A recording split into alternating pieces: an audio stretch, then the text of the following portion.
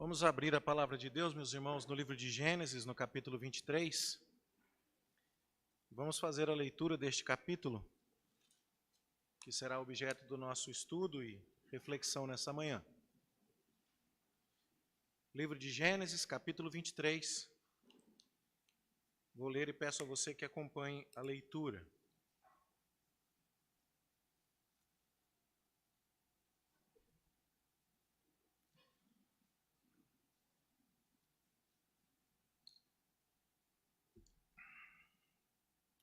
Tendo Sara vivido 127 anos, morreu em Quiriate Arba, que é Hebrom, na terra de Canaã. Veio Abraão lamentar Sara e chorar por ela. Levantou-se depois Abraão da presença de sua morta e falou aos filhos de Hete: Sou estrangeiro e morador entre vós. Dai-me a posse de sepultura convosco, para que eu sepulte a minha morta. Responderam os filhos de Hete a Abraão, dizendo: Ouve-nos, Senhor. Tu és príncipe de Deus entre nós. Sepulta numa das nossas melhores sepulturas a tua morta. Nenhum de nós te vedará a sua sepultura para sepultares a tua morta. Então se levantou Abraão e se inclinou diante do povo da terra, diante dos filhos de Hete, e lhes falou, dizendo: Se é do vosso agrado que eu sepulte a minha morta, ouvi-me e intercedei por mim junto a Efrom, filho de Zoar, para que ele me dê a caverna de Macpela, que tem no extremo do seu campo, que me dê pelo devido preço, em posse de sepultura entre vós. Ora, Efrom, o heteu, sentando-se no meio dos filhos de Hete, respondeu a Abraão, ouvindo os filhos de Hete, a saber todos os que entravam pela porta da sua cidade: De modo nenhum, meu senhor, ouve-me, dou-te o campo e também a caverna que nele está. Na presença dos filhos do meu povo te dou, sepulta a tua morta. Então se inclinou Abraão diante do povo da terra, e falou a Efrom na presença do povo da terra, dizendo: Mas, se concordas, ouve-me, peço-te, darei o preço do campo, toma-o de mim, e sepultarei ali a minha morta. Respondeu-lhe Efrom: Meu senhor, ouve-me, um terreno que vale 400 ciclos de prata, que é isso entre mim e ti? Sepulta ali a tua morta. Tendo Abraão ouvido isso a Efrom, pesou-lhe a prata de que este lhe falara, diante dos filhos de Hete, 400 ciclos de prata, moeda corrente entre os mercadores. Assim, o campo de Efrom, que está em Macpela, fronteiro a Manre, o campo, a caverna e todo o arvoredo que nele havia, e todo o limite ao redor, se confirmaram por posse a Abraão na presença dos filhos de Hete, de todos os que entravam pela porta da sua cidade. Depois, sepultou Abraão a Sara, sua mulher, na caverna do campo de Macpela, fronteiro a Manre, que é Hebrom, na terra de Canaã. E assim, pelos filhos de Hete, se confirmou a Abraão o direito do campo e da caverna que nele estava, em posse de sepultura. Que o Senhor nos abençoe no estudo e na meditação da sua palavra nesta manhã. Meus irmãos, estamos seguindo no estudo do livro de Gênesis, e agora estamos no capítulo 23, quando Sara, a matriarca, a esposa de Abraão, falece. Uma das coisas que nós podemos perceber enquanto lemos este capítulo é quantas vezes se usa a palavra morta. Você reparou? Sepulta ali a tua morta. Levantou-se Abraão da presença da sua morta. Sara morreu. E agora nós estamos num momento bastante crítico da história, um momento de passagem. Eu vou retomar isso daqui a pouquinho, a ideia da passagem. Estamos deixando a narrativa que trata de Abraão e sua esposa e estamos ingressando na narrativa que trata de Isaque e sua esposa. E daqui a pouco eu falo um pouco mais sobre isso, mas antes eu gostaria de voltar 2 sermões com você para lembrar o que já dissemos. Na semana retrasada, vimos no capítulo 21, que Deus entregou o filho a Abraão e a Sara, o filho da promessa. E o destaque do texto ali no capítulo 21 é que Deus cumpriu todas as suas promessas. E Deus fez isso depois de um longo período de espera, porque é repetido e enfatizado lá no texto do capítulo 21 que Sara deu à luz a um filho, a Abraão, na sua velhice. Então, é enfatizado que Deus cumpriu as promessas, mas também é enfatizado que demorou. Mas, por fim, o capítulo 21 enfatiza um motivo de riso. Isaque significa ele ri, E Abraão agora está rindo à toa, porque aos 100 anos de idade tem o filho da promessa em seu colo. Então, lá no capítulo 21, vemos, Deus cumpriu tudo. Demorou, foi na velhice de Abraão, mas ele cumpriu todas as suas promessas. Não por incapacidade, não porque estivesse ocupado com outras coisas, mas porque ele tinha propósitos nessa espera. E agora, Abraão e Sara estão rindo. Já no capítulo 21, na segunda parte, e no capítulo 22, que estudamos na semana passada, nós vimos Abraão agora tomando medidas relativas a esse filho que chegou. Na segunda parte do capítulo 21, nós vamos ver que Abraão precisa tomar iniciativas agora com relação a Ismael, o filho que foi gerado segundo o esforço da carne, o filho que foi gerado na incredulidade e que agora ria de Isaque. O nome dele sequer é mencionado no capítulo 21, como nós vimos, é o filho da serva, o filho da escrava, não se fala Ismael lá, mas é dito que ele ri de Isaque. E agora o riso que Deus deu a Abraão e Sara parece ser ameaçado pelo riso do rival Ismael. E agora Abraão precisa despedir Ismael, e é o que ele faz. E nós vamos ver então, ou já vimos, melhor dizendo, que Abraão se despede daquelas coisas nas quais ele se agarrou de maneira indevida. É como Deus dizendo, eu cumpri todas as minhas promessas a você, eu lhe dei motivo de riso, eu mostrei que sou confiável, não dependa de mais nada além de mim, você precisa despedir Ismael. E é o que Abraão faz. Depois, nós ainda vemos na segunda metade do capítulo 21, que Abraão começa a agir bem, tomando medidas para estabelecer Isaque na terra. E ele vai fazer aliança com Abimeleque, aquele a quem ele havia antes mentido, dizendo que Sara era sua irmã. E agora esse homem poderoso entra em aliança com Abraão. E qual é o interesse de Abraão? É que, eu vou pedir, por favor, Evelyn, vamos suspender os textos, por gentileza, tá bom? Pode deixar só com isso, obrigado. Abraão está preocupado principalmente em estabelecer agora Isaque na terra. E agora ele faz alianças com Abimeleque para lhe dizer, bom, meu filho Ismael já se foi, e agora o filho que vai carregar a promessa é Isaque. E então, através de Isaque, Deus cumprirá suas promessas. E vai ser aqui na terra de Canaã.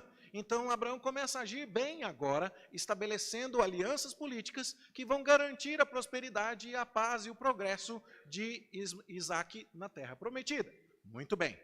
Só que, depois de pedir a Abraão que deixe o filho da serva, o filho gerado segundo a carne, e depois de ver Abraão tomando providências para o progresso do filho da promessa, Deus quer se certificar que as bênçãos que Deus dá não são mais importantes para Abraão do que o Deus que dá as bênçãos.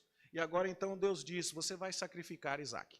Sem jamais ter a pretensão de que Isaque fosse de fato sacrificado, Deus quer verificar o coração de Abraão para ter certeza. É uma prova, e o texto deixa isso bem claro. Se Deus é mais importante do que aquilo que Ele dá. Se as bênçãos de Deus acabam se tornando no coração de Abraão mais importantes ou não do que o Deus das bênçãos. Abraão ama ao Senhor e está disposto a sacrificar Isaque. E aí então nós temos o desfecho da história que nós já conhecemos, que naquela prova Abraão se mostra um homem de fé. Bom, demorou um pouquinho para ele aprender. Não foi do dia para a noite, não. Esse homem teve os seus tropeços e os seus escorregões. Ele peregrinou pelo Egito e disse ao faraó que Sara era irmã dele, colocando a família em risco. E depois ele teve dificuldades ao aceitar a sugestão da sua esposa e gerar um filho com a serva. Ismael é filho de Agar e é fruto da incredulidade de Sara e de Abraão. Depois ele novamente tropeça, quando diante de Abimeleque em Gerar, torna a dizer que Sara é sua irmã. Mas agora, no final da história, um homem já amadurecido, que tinha sim a sua confiança em Deus quando adorava ao Senhor, percorrendo a terra de Canaã e estabelecendo-se debaixo dos carvalhos de Manre para adorar ao Senhor, o que nós estamos vendo é um homem amadurecido, que já entendeu. Deus cumpre suas promessas. Pode demorar, mas Ele tem um plano. Deus nos dá motivo de riso. Deus é confiável. Deus é mais importante do que tudo. E assim nós saímos do capítulo 22 dizendo, que bênção maravilhosa, que ápice da narrativa de Abraão. De fato, esse é o ponto alto da vida do patriarca. E assim nós chegamos ao capítulo 23. No capítulo 23, como disse, está começando a transição de Abraão para Isaque. Agora a história não será mais a história do que Abraão faz, mas a história do que Isaque faz. E o ponto exato em que isso vai acontecer, se você quiser verificar na sua Bíblia, está lá no capítulo 25, a partir do verso 19. São estas as gerações de Isaque, filho de Abraão. É ali que começa, na narrativa de Moisés, a história do Isaque. Porque daqui para frente, a gente vai ver Abraão se despedindo e Isaque entrando em cena. Como é que isso vai acontecer? Bom, no final do capítulo 22, você vai ver que a esposa de Isaque é apresentada. E ela é meio aparentada com Abraão. E eu não vou ficar aqui fazendo descrições mais detalhadas da árvore genealógica, mas eu queria que você visse comigo aqui, capítulo 22, verso 23, o seguinte: Betuel gerou a Rebeca. E essa Rebeca é a esposa do Isaque. Não é tão comum assim nós vermos aqui nomes de mulheres sendo incluídas na genealogia. Mas o nome da Rebeca é incluído porque ela será muito importante daqui a pouco. Depois que nós vemos a esposa de Isaque ser introduzida, nós vamos ver a esposa de Abraão sendo retirada de cena, no capítulo 23. Então morre Sara e Abraão lhe compra uma sepultura ali. Depois, no capítulo 24, o que acontece? Isaque se casa. E depois, no capítulo 25, o que acontece? A gente vai ver que Abraão, que tinha outros filhos com uma concubina, bom, não se trata de algo que Deus aprove, nem que ele legitime, mas que acontecia e que era tolerado naquela época e cultura. Deus vai tolerar isso até os tempos do Novo Testamento, em que essa revelação será completamente dada e cristalizada. E o que vemos aqui no capítulo 25 é que Abraão separa Isaque dos seus demais filhos e lhe dá tudo. E o verso 5 do capítulo 25 diz: Abraão deu tudo o que possuía a Isaque. Porém, aos filhos das concubinas que tinha, deu ele presentes. Bom, o que acontece aqui? Cada vez mais a gente vai vendo Abraão e Sara saindo de cena para que Isaque e Rebeca entrem em cena. E essa é a maneira como, nessa cadência, nesses passos graduais, nós vamos nos despedindo de Abraão para começarmos a nos concentrar em Isaque. E o capítulo 23 é o capítulo da despedida de Sara. E um dos últimos atos a respeito da vida de Abraão que temos narrados na Bíblia em maior detalhe. E o que nós aprendemos nesta narrativa do capítulo 23? Parece um texto um pouco árido. Parece que simplesmente Sara morreu e Abraão foi lá e comprou uma caverna e enterrou ela ali dentro. É isso que aconteceu aqui. Pastor, e o que isso tem a ver com a minha vida? Bom, torno a lhe dizer, às vezes a gente precisa cavar um pouco mais, às vezes a gente precisa estudar um pouco mais para enxergar as lições que estão ali, mas que não nos parecem tão óbvias, porque estão separadas de nós por 4.000 anos de distância. Então é preciso um pouco mais de esforço, mas esse esforço nunca decepciona. Quando nos dispomos a estudar, e a Bíblia é um livro para ser estudado, mais do que lido, é um livro para ser meditado, talvez uma palavra um pouquinho mais grosseira, mas ainda assim verdadeira, ruminado. É para mastigar muito antes de engolir, e é para mastigar de novo, e é para de novo, e de novo, até ter certeza de que o conteúdo foi digerido. E eu gostaria de destacar com você 3 lições breves aqui deste capítulo 23. Primeira lição: Deus muitas vezes trabalha em silêncio. Deus muitas vezes trabalha em silêncio. Pastor, Deus não está fazendo nada na minha vida agora, está tudo parado. Eu não sei o que Deus está querendo. Ah, é? Então vamos ler o capítulo de Gênesis 23. Por quê? Procure com o seu dedo aí, na sua Bíblia de papel, alguma vez em que o nome de Deus apareceu nesse capítulo. Deus não aparece. Aí você fala assim, pastor, você não olhou direito. Porque lá no verso número 6, está dito assim, que os homens, os filhos de Et, disseram a Abraão, tu és príncipe de Deus entre nós. Bom, você deve notar aí que a palavra Deus, na língua hebraica, Elohim, pode significar deuses no geral. Então, você é como um filho dos deuses. É como se eles estivessem dizendo a Abraão, você é divino. Mas não é colocada aqui a palavra que diz que você é um filho de Iavé, um filho de Jeová, um filho do Senhor Deus, Criador dos céus e da terra. Então, e outra coisa, o nome, se foi o nome do Deus que criou tudo, ele não é colocado aqui na boca do próprio Abraão e nem na pena de Moisés, que está nos contando a história. Ele veio da boca dos filhos de Et. Parece que Deus não está envolvido nessa história, porque o seu nome não aparece. No entanto, é mais curioso ainda, porque além de o nome de Deus não aparecer, nós olhamos para esse texto e ficamos com aquela impressão assim de monotonia. Por que monotonia? Vamos fazer umas contas aqui. A gente sabe que Abraão era 10 anos mais velho do que Sara, porque lá no capítulo 17 está escrito assim, que Sara ia dar à luz com 90 e Abraão com 100, quando Abraão tinha 100. Então a gente sabe que a diferença deles era de 10 anos. A gente também sabe que quando eles saíram de Ur dos Caldeus, Abraão tinha 75 e, portanto, Sara tinha 65. A gente sabe que Abraão e Sara foram pais de Isaac quando ele tinha 100 e ela tinha 90. Ou seja, para que o filho nascesse, os dois esperaram 25 anos. Você nota que Deus aparece e fala e depois Deus some e fica 25 anos de monotonia? As pessoas às vezes têm a impressão de que Deus falava com Abraão de maneira a abrir os céus e dar-lhe visões miraculosas toda semana. Foi assim não, gente. Deus apareceu em momentos chave e depois sumiu por décadas.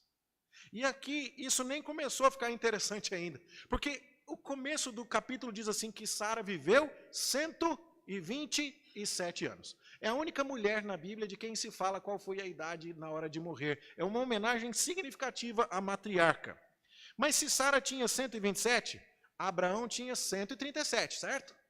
E se Abraão tinha 137 e Isaac nasceu quando ele tinha 100, quantos anos tinha Isaac?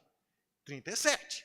E se o capítulo 22 é a história do Isaac subindo para carregar lenha para ser sacrificado, e nós falamos com você na semana passada que ele devia ter 16, 17 anos. Quantos anos se passaram entre o capítulo 22 e o capítulo 23? Se o Isaac tinha 17, vou fazer a conta de novo. Ele tinha 17 no capítulo 22 e agora ele tem 37 no capítulo 23. 17 para 37, 9 fora, sobrou 20. E nesses últimos 20 anos, o que é que Deus fez? O que é que a gente sabe daqui? Qual foi a coisa maravilhosa, assim, aquela que deu palpitação em Abraão? O céu se abrindo, a resposta é nada. E depois de 20 anos, Sara morta. A palavra morta aparece aqui o tempo inteiro. E aí? Bora enterrar a menina. E aí? É isso, gente. E aí então a gente fica com a impressão que Deus não está fazendo nada. É curiosíssimo isso, porque de Ismael a Isaac, foram cerca de 12 anos sem revelação. De Isaac, no seu sacrifício, até a morte de Sara, mais 20, talvez 21 anos. Há poucos episódios de revelação sobrenatural na vida de Abraão. A maior parte do tempo da vida de Abraão é vida comum. E como é que você acha que esse patriarca da fé viveu de modo a ser narrado lá na galeria dos heróis da fé em Hebreus capítulo 11, durante esse tempo todo de monotonia? Ele viveu pela fé na palavra. Tem muita gente esperando os céus se abrirem para ter ideia de que Deus está agindo. Deus não faz assim em momento algum. O combustível da nossa fé precisa ser a sua palavra. O combustível da nossa fé precisa ser as suas promessas. E é fato de que Deus muitas vezes vai nos dar longos períodos de espera, longos períodos de vida comum, longos períodos sem nada extraordinário acontecendo e demandando de nós que vivamos pela fé na sua palavra. E sabe, eu e você vimos o que foi que aconteceu quando Abraão cansou de esperar. O que aconteceu depois de 10 anos que ele não tinha filho? E a esposa chegou e falou assim, eu acho que Deus está esquecido aí, vamos dar o nosso jeito? O que foi que aconteceu? Veio o filho segundo a carne, que precisou ser despedido no final do capítulo 21. E aí o que a gente vê depois disso? A gente vê que o patriarca aprendeu a esperar. Irmãos, nós precisamos estar preparados para entender que Deus está agindo, mesmo quando nos parece que está tudo tão comum e monótono. Deus não está cansado, Deus não está tirando um cochilo, Deus não está alheio ao que acontece na nossa vida. Mas o que Ele quer que façamos e vivamos é que vivamos uma vida de fé no cotidiano. Não leiamos, não sejamos ingênuos para ler a vida de Abraão, pensando que todos esses fatos narrados aqui, do capítulo 12 até o capítulo 25, aconteceram no intervalo de 6 meses. Não foi assim. Nós estamos falando de décadas em que Deus apareceu esporadicamente, entregou a sua palavra e depois esperou que o patriarca vivesse pela fé. É assim que funciona. E às vezes a gente está olhando a história e está pensando que Deus não está agindo, não está no controle e até mesmo na forma de contá-la. A Escritura parece às vezes nos dar aquela impressão de que não se trata de um episódio, não é?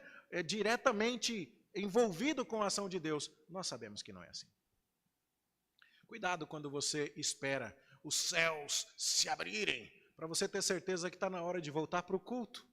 Cuidado na hora que você espera uma revelação extraordinária, para ter certeza que precisa ser obediente ao Senhor, que precisa orar, que precisa ler a Escritura, que precisa vir ao culto, que precisa se envolver com os irmãos, que precisa contribuir com dízimos e ofertas. Não! O que Deus está esperando de nós é aquele tipo de fé e de atitude que sabem, Ele já falou, Ele já prometeu, e às vezes demora mesmo.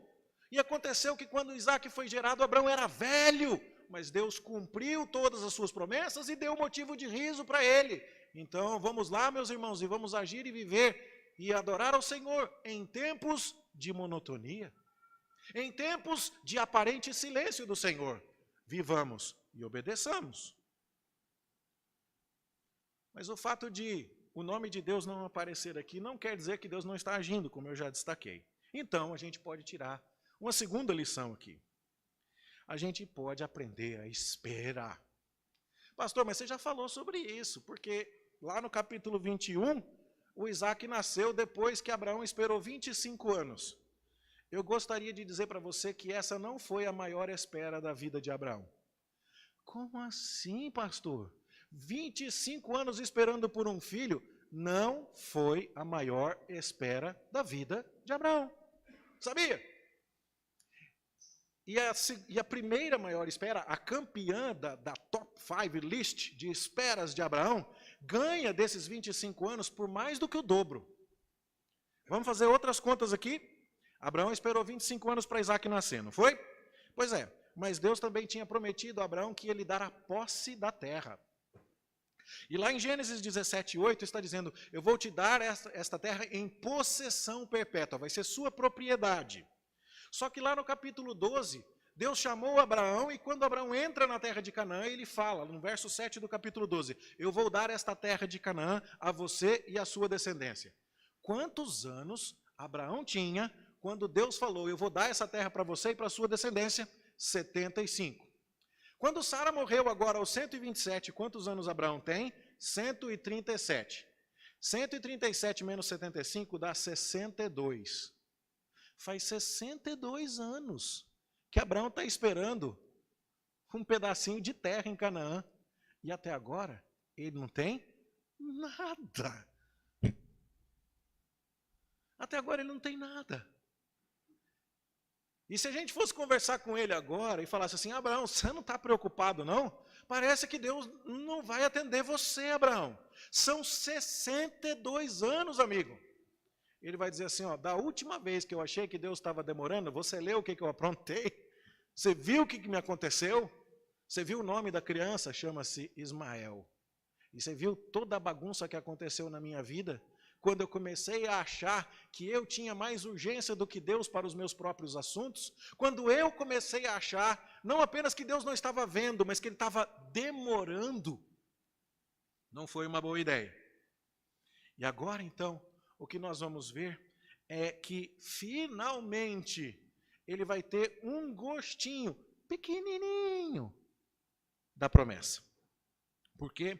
Porque ao longo de todo o texto que você leu comigo, ele vai falar que ele deseja ter a posse de uma sepultura. posse de sepultura, por quê? Porque Deus falou que ia dar para ele a possessão da terra. E por que isso era tão importante? Bom, naquela época, se você falecesse, você deveria ser sepultado na sua terra natal. Então, eu não deixei, não teve como eu não pensar nisso aqui. Eu estou muito bem em Goiânia, graças a Deus, estou feliz aqui. Mas se eu morresse hoje, será que a minha família não ia brigar para que eu fosse sepultado em São José dos Campos? Não é uma expectativa legítima? Talvez todo mundo dissesse, não, se a gente quiser visitar o seu túmulo, nós não queremos viajar 1.200 quilômetros. Existe essa preocupação. Talvez você que me ouça saiba, eu moro em Goiânia, mas se eu falecesse, minha família ia fazer de tudo para que eu fosse levado para... Aí você coloca o nome da cidade da sua família. Bom, era o costume. No entanto, Abraão, em momento algum aqui no texto, diz assim, Sara é morta, arrumem os camelos, estamos indo para Ur dos Caldeus. Não é isso que é feito. Ele está querendo ter posse de sepultura em Canaã. E agora chegou um momento em que isso não se trata mais de uma escolha. A escolha já está feita. A minha terra é aqui. E eu não tenho 1 centímetro quadrado de terreno aqui ainda, mas eu sou daqui.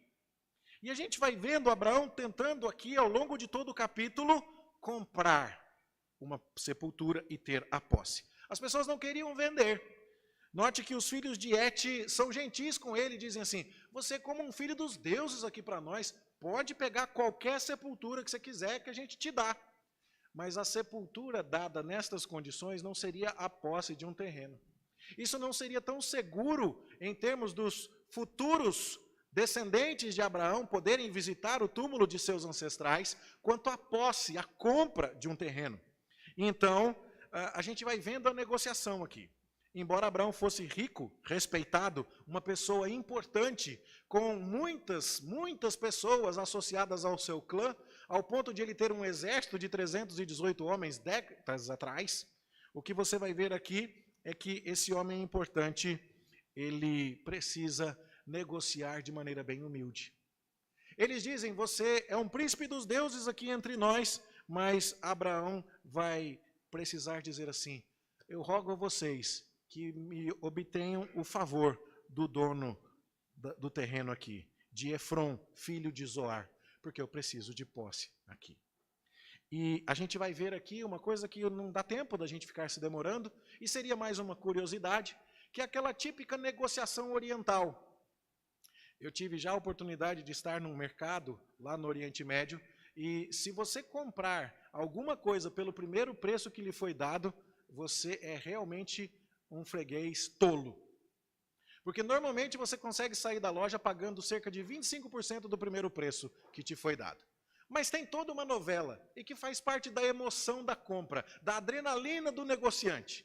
Aí você tem que dizer, não, então tá bom, obrigado. A hora que você está saindo, o cara vai lá e te segura e fala, não, mas espera aí, eu te faço mais isso e mais aquilo. E você diz, não, é porque não sei. Aí você inventa uma história, aí você conta do seu sobrinho, aí você conta do cachorro, periquito, papagaio, e aí vai, e quando você vê tal, 2 horas depois, aí você sai de lá com aquele negócio feito com 25% do preço original solicitado. Nós estamos vendo essa barganha aqui.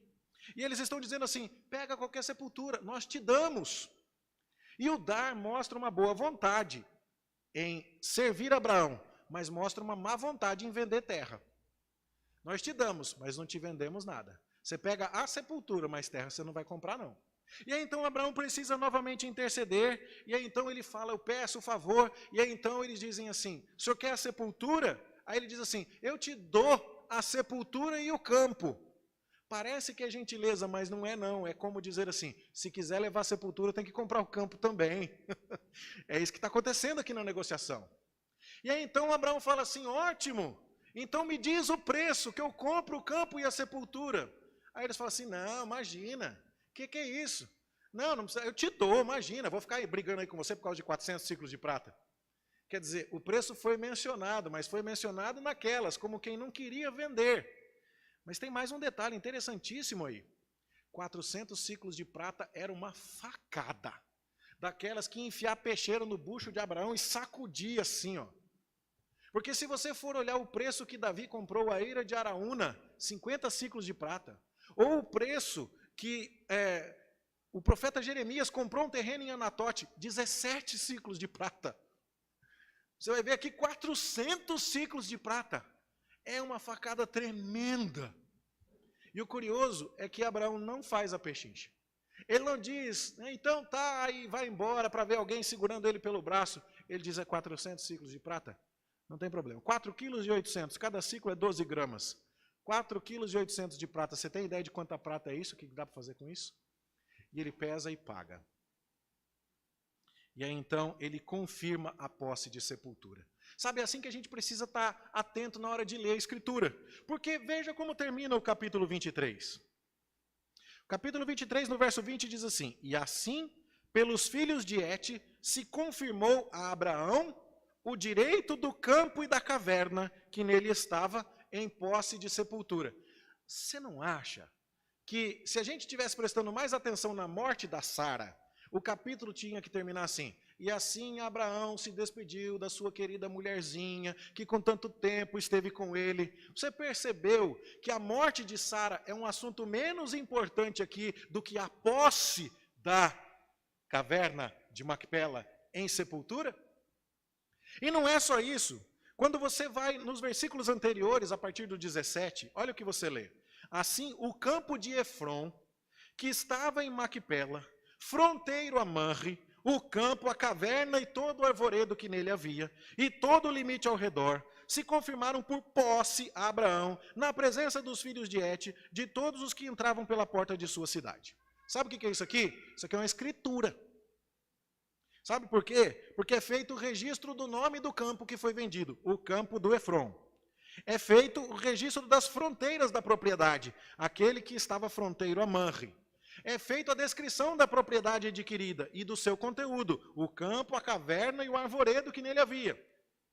É feito o preço pago, 400 ciclos de prata. É feita a descrição das testemunhas, os filhos de Et e todo mundo que passava na porta da cidade. O foco do capítulo 23 não é a morte de Sara. E, mais uma vez aqui, embora seja com menos problemático, nós temos a questão dos títulos editoriais, aquele negrito que está ali em cima do capítulo 23 ali, desviando um pouco a nossa atenção. Lembra que eu tenho dito a você que não é escritura esse título que está aí? O que é que diz na sua Bíblia, em cima do capítulo 23? Na minha está escrito a morte de Sara. Está assim na sua também? Pois é, o ideal era que estivesse escrito assim: Abraão compra terra em Canaã. Abraão agora tem posse de terra em Canaã. Esse é o assunto. Esse é o assunto. E fica claro para nós ao longo de todo o texto. Ou seja, depois de 62 anos, chegou o gostinho. O que é que eu aprendo com isso? Eu aprendo que Deus quer que eu caminhe a vida de fé esperando mesmo, e na monotonia, e às vezes parece que Ele está quietinho, mas Ele está agindo. E eu aprendo que eu preciso caminhar com fé e com paciência, e às vezes eu preciso esperar mesmo. Foi 25 anos para ter o filho, foram 62 para ter um pedacinho de terra. Mas eu também aprendo, em último lugar, que atos de fé podem impactar gerações. Abraão viveu muito tempo esperando em monotonia. Depois de 62 anos, ele obteve posse de uma sepultura. Mas a posse daquela sepultura impacta a história de Abraão, de Isaac, de Jacó, de José, de Moisés e de Caleb. E eu quero pensar isso com você. Como eu já disse, o costume das pessoas era sepultar seus mortos na terra natal. E nós não estamos vendo aqui em nenhum momento Abraão dizer: estou voltando para Ur dos Caldeus. Pelo contrário, nós vamos ver que o próprio Abraão diz no verso 4, eu sou estrangeiro e morador entre vós, e eu quero posse de sepultura convosco. Ele sabe que ele é peregrino ali, mas ele quer uma sepultura em Canaã. O que é que significa isso? Que apesar de ser estrangeiro para os cananeus, Abraão está em casa para Deus. Os cananeus podem dizer, tua casa não é aqui, mas Deus está falando com Abraão, é aqui, pode comprar a sepultura aqui. É aqui que essa terra que eu vou te dar. E aí a gente começa a ler detalhes no texto. Onde é que fica esse campo que Abraão quis comprar como sepultura? E aí então você vai ver ele falando aqui no verso 9. Para que ele me dê a caverna de Macpela. Né? A gente vê isso aqui bem claramente. E em outras porções do texto, a gente vai ver que ele quer o campo que está junto a Manre. Veja no verso 17. O campo de Efron, que estava em Macpela, fronteiro a Manre. Mas o que é que tem em Manre? Será que você lembra? Bom, lá no capítulo 12, verso 6, quando Abraão começou a percorrer a terra de Canaã, ele parou debaixo de um carvalho que tinha lá, nos carvalhais de Manre. Lembra quando nós falamos que Ló foi para Sodoma e Gomorra e que Abraão ficou nos carvalhos adorando? Era lá que ele ficava adorando a Deus, nos carvalhais de Manre. Capítulo 13, verso 18, nós vamos ler a mesma coisa, que depois da sua peregrinação, que depois dele se separar de Ló lá no Egito, né, depois que eles voltaram, Abraão, verso 18, mudando as suas tendas, foi habitar nos carvalhais de Manre. Depois você vai ver no capítulo 14, verso 13, que Abraão está em Manre, depois de peregrinar pelo Egito. E depois da guerra de 4 reis contra 5, Abraão habitava junto dos carvalhais de Manre. E aí então, o que é que Abraão quer? Ele quer uma sepultura que está no local onde ele sempre esteve habitando para adorar a Deus. É aqui em Canaã, é aqui do lado deste carvalho, que antes era uma árvore consagrada ao culto idólatra. Foi aqui que eu fiz o meu altar, foi aqui que eu adorei ao meu Deus, e é aqui que eu quero sepultar a minha morta. É aqui que eu quero posse de sepultura. E é curioso, meus irmãos, porque ele compra uma caverna, e Abraão é sepultado lá também. A gente não vai abrir aqui por causa do tempo. Capítulo 25, versos 8 e 9. Isaac é sepultado lá também. E a gente não vai abrir aqui. Capítulo 35, verso 27. Mas o que eu queria que você abrisse é em Gênesis 49, 29. Lá no final do livro. Quando Jacó, Abraão, Isaac, Jacó, o neto de Abraão, está lá no Egito, porque José mandou buscar todo mundo para levar no Egito. E agora então, de onde é a pátria desse pessoal? Não é mais em Ur dos Caldeus? Eles não estão em Canaã, mas eles estão no Egito. Quando Jacó vai morrer, capítulo 49, verso 29, Jacó fala assim: depois lhes ordenou, dizendo: eu me reúno ao meu povo, sepultai-me com meus pais, na caverna que está no campo de Efron o Hetel, na caverna que está no campo de Macpela, fronteiro a Manre, na terra de Canaã, a qual Abraão comprou de Efron com aquele campo em posse de sepultura. Ali sepultaram Abraão e Sara, sua mulher. Ali sepultaram Isaque e Rebeca, sua mulher. Ali sepultei Lia, e é lá que eu quero ser enterrado. E o que você acha que isso traria de impacto aos 12 filhos de Jacó, que estão no Egito como peregrinos? Eles ouviriam e diriam: a nossa família é de Canaã. E essa persistência agora faz com que eles deixem de ser estrangeiros em Canaã. Agora eles têm uma pátria lá. E como isso vai impactar quem está lendo o livro de Gênesis? São os escravos hebreus que passaram 430 anos no Egito e que agora Moisés está vindo tirar dali para levar para a terra de Canaã, dizendo: eu vim buscar vocês para levar vocês para casa. E o que é que eles estão lendo aqui? Eles estão lendo que José falou com eles dizendo: vocês vão tirar os meus ossos daqui. E eu não quero ficar aqui, porque eu não sou daqui. E quando a gente for embora daqui, vocês vão pegar os meus ossos e vão levar embora. E aí então você vai ver isso no capítulo 50, nos versos 12 e 14, a gente não vai ler agora. Mas você também vai ler lá em Êxodo, capítulo 13, que quando Moisés está saindo com o povo de Israel, naquela noite de Páscoa, da primeira Páscoa, o povo está carregando os ossos de José. E você vai ler lá em Josué capítulo 24, que os ossos de José foram sepultados na terra de Canaã, num terreno diferente desse, mas ainda assim num terreno que Jacó havia comprado ali. E a terra de Hebrom, que é a terra onde a caverna de Macpela está, foi aquela que o espia fiel ao lado de Josué, Calebe, os dois únicos que creram nas promessas, quando Deus disse que lhes daria a posse de Canaã, quando Calebe tem o direito de escolher a terra que ele quer, porque ele foi daqueles que confiaram no Senhor. Ele escolhe Hebrom. Por que será que Caleb escolhe Hebrom? Porque ele fala assim, essa aqui é a terra onde estão sepultados Abrão, Sara, Isaac, Rebeca, Jacó, Lia. Esta é a terra de possessão dos meus pais. Ela foi perdida. Ela foi abandonada enquanto estivemos no Egito, pertenceu a outros, mas agora Deus nos devolve essa terra. E apesar de estar sendo habitada por gigantes, Caleb vai e toma posse da terra em nome do Senhor e para a glória do Senhor. Isto é Hebrom. Irmãos, parece que Deus não estava tomando conta de nada aqui, porque o nome dele não aparece. Mas na calmaria e na monotonia, Deus continua agindo. Isso é uma lição para nós. A vida pode parecer calma, mas Deus continua no controle. Persevere. O nome de Deus não apareceu ao longo de todo esse capítulo. Sara morreu, Abraão chorou, comprou um sepulcro. Tudo parece muito comum, mas não tem nada de comum aqui. Deus ainda está escrevendo uma história sobrenatural. E a gente não precisa estar vendo nada de sobrenatural todo dia. A gente só precisa confiar na sua palavra e no seu caráter imutável. Faz 62 anos que Deus prometeu para Abraão que ia dar um terreno para ele. E só agora ele tem esse pedacinho. Ele não tem ainda a extensão da terra de Canaã. E ele não tem isso até hoje. Ele não tem isso até hoje. Vá lá para a Palestina e você vai ver como é que está uma bagunça política aquilo lá. Os filhos de Abraão ainda não dominam a terra de Canaã. A pergunta é, o quanto cremos nisso? E o quanto precisamos ou vamos exigir de Deus manifestações diárias, semanais ou periódicas de que Ele está no controle?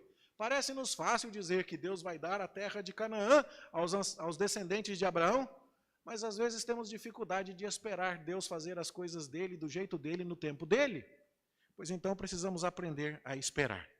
O texto que lemos na liturgia de Hebreus capítulo 11 fala dos patriarcas que esperaram e que foram peregrinos e que andaram por aqui dizendo, nem vou dar jeito nas coisas como eu gostaria ou como seria a minha inclinação natural, porque eu estou aqui de passagem. Uma irmã foi fazer uma viagem para uma região mais fria do Brasil e passou lá em casa para pedir blusa emprestada para Priscila. E a pergunta é, por que essa irmã não tinha blusa de frio? E a resposta é, porque ela mora em Goiânia. Você vai comprar casaco de pele morando em Goiânia? Não faz sentido. Faz sentido você comprar ar-condicionado. E por que a Priscila Alonso tinha uma blusa de frio? Porque ela não era daqui. Lá onde ela era, fazia sentido. Já pensamos algumas vezes em pegar aqueles casacos e fazer uma boa graninha no Enjoei. Por quê? Porque aqui não está precisando. E o que acontece? Quando você percebe que você é estrangeiro e peregrino, várias das coisas que você está carregando na mala, você fala assim, para quê? O que eu estou fazendo com isso? Calma, está chegando o meu destino final. Eu sou peregrino aqui. Esse não é o meu lar. Eu vou esperar com paciência. E vou esperar pronto para a viagem. Por isso que em Hebreus 11:13 é dito assim, todos estes morreram na fé, sem ter obtido as promessas, vendo-as, porém, de longe e saudando-as, e confessando que eram estrangeiros e peregrinos sobre a terra. Se alguém que está de passagem nesse mundo, como eu e você, entende isso de verdade, você e eu íamos nos matar para obter um monte de coisa que vai ficar aqui depois que a gente morrer? Ah, não faz sentido. A gente ia deixar de estar na casa do Deus com quem viveremos por toda a eternidade para ficar em outro lugar fazendo outra coisa que vai durar por 80 anos e depois vai virar pó. Ah, não faz sentido. Você entendeu o que é ser peregrino de verdade? Você pode esperar 62 anos como foi Abraão e esperar até a sua morte, esperar a descendência toda sua sem ver essa promessa cumprida, mas ela virá. E quando ela vier, eu e você vamos ficar olhando para trás e dizer assim, quantos anos eu desperdicei porque eu simplesmente não aprendi a esperar? Atrás do que você está correndo com a sua vida, meu irmão? Atrás de coisas que você não vai levar? Alexandre o Grande, que conquistou o mundo em pouco mais de 10 anos, dizem que ele quis ser enterrado com os braços para fora do caixão, com o caixão aberto, sem anéis nos dedos. E entre as lições que ele quis transmitir era que, mesmo todo o seu poder e toda a sua riqueza, não foram capazes de impedir que ele morresse. Medicina não deu conta.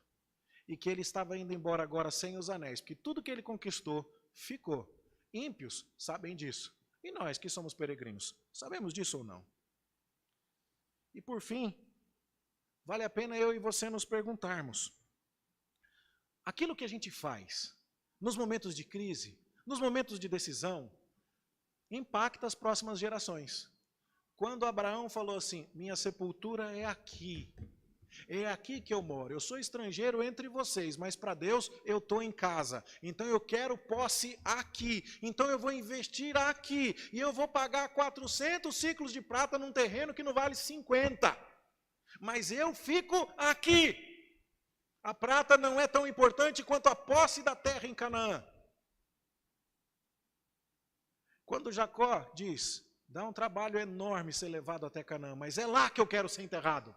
Quando José diz: eu sou príncipe no Egito, mas eu quero os meus ossos lá naquela terra que atualmente é desprezível aos olhos do Egito. Eu podia ter um sepulcro maravilhoso. Basta você ver as tumbas dos faraós lá no Egito e você sabe que José poderia ter sido enterrado com todas as honras. Eu quero os meus ossos lá em Canaã. Você reparou o impacto disso sobre as próximas gerações? Sobre Abraão, Isaac, Jacó, sobre José, sobre Moisés, sobre Caleb, e sobre nós que aprendemos que somos estrangeiros e peregrinos. Cuidado, porque a escolha que você faz está sendo observada pelas próximas gerações. Às vezes alguém me diz assim: pastor, mas eu não sei porque que meu filho não quer saber de vir na igreja. E a pergunta que eu faço é: e você? Você quer? Pastor, mas meu filho não quer saber de ler a Bíblia. A próxima pergunta é: e você? Pastor, meu filho não gosta de orar. E você? Você é um estrangeiro e peregrino? Abraão podia ficar com a prata pensando assim: não, peraí, estou de passagem. Mas ele diz: eu vou comprar posse de sepultura aqui, porque esta é a minha terra. Irmãos, nós estamos mandando recado o tempo inteiro.